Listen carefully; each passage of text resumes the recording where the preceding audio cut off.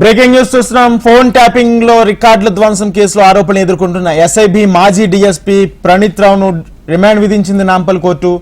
కొంపల్లో judge నివాసంలో ప్రణీత్ రావును హాజరుపరిచారు పంజాగుట్ట పోలీసులు.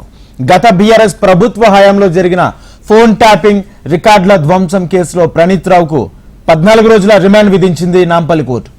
అనంతరం ప్రణీత్ రావును చంచల్గూడ జైలుకు తరలించారు.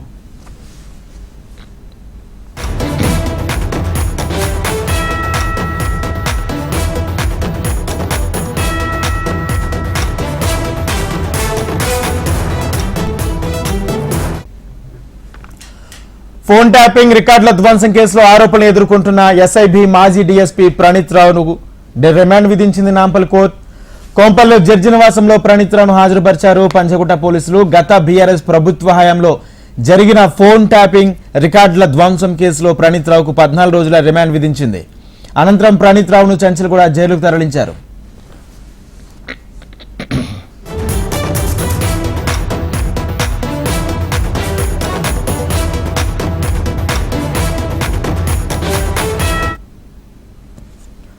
ఫోన్ ట్యాపింగ్ రికార్డుల ధ్వంసం కేసులో ఆరోపణలు ఎదుర్కొంటున్న ఎస్ఐబి మాజీ డీఎస్పీ ప్రణీత్ రావుకు రిమాండ్ విధించింది నాంపల్లి కోర్టు.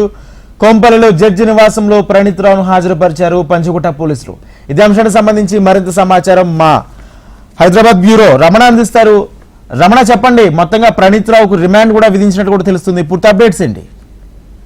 మొత్తంగా నాటకీయ పరిణామాల మధ్య ఏదైతే ప్రణీత్ రావును అదుపు తీసుకున్న పోలీసులు విచారణ కొనసాగిస్తున్నారు. ఈ రోజు ఉదయం నుంచి కూడా అతన్ని రహస్య ప్రదేశంలో విచారించారు. ఆ తర్వాత సాయంత్రం ఆయన్ని జడ్జి నివాసం, అంటే కోర్టు సమయం ముగిసింది కాబట్టి జడ్జి నివాసంలో కొంపల్లిలో ఉన్నటువంటి జడ్జి న్యాయాలయంతో ఆయన ప్రవేశపెట్టారు. ప్రవేశపెట్టిన తర్వాత 14 రోజుల జ్యుడిషియల్ రిమాండ్ కు న్యాయమూర్తి ఆదేశించడంతో అతన్ని చంచల్గూడ జైలుకి జ్యుడిషియల్ రిమాండ్ కు తరలించారు. అయితే కేసు చాలా కీలకంగా ఉన్న నేపథ్యంలో ఇప్పటికే ఆల్రెడీ సిట్ ఏర్పడింది.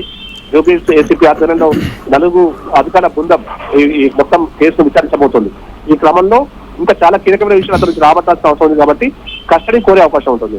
రేపు కస్టడీ పిటిషన్ నాంపల్లి కోర్టులో ఏదైతే పంజాగుట్ట పోలీసులు ఏదైతే సిట్ ప్రత్యేక సిట్ ఉందో ఈ పిటిషన్ దాఖలు చేసిన తర్వాత మొత్తం కేసు దర్యాప్తు సాగే అవకాశం కనిపిస్తుంది. ఎందుకంటే చాలా కీలకమైన అంశాలు, ఫోన్ ట్యాపింగ్ వ్యవహారం ఒకటే కాకుండా చాలా విషయాలు ఇంకా మెల్లమెల్ల వెలుగులోకి వస్తాయి కాబట్టి వాటికి సంబంధించి పూర్తి స్థాయిలో ఆధారాలు సేకరించుకున్న పోలీసులు ఉన్నారు. తర్వాత ఎవరు ఇందులో ఇంకా అంటే ప్రముఖమైనటువంటి అధికారులు కావచ్చు, ఇంకా ఎవరి ప్రమేయం ఉంది, ఇలాంటి విషయాలు కూడా రాబట్టే అవకాశం పోలీసు చేసే అవకాశం ఉంటుంది. Right, thank you Ramana.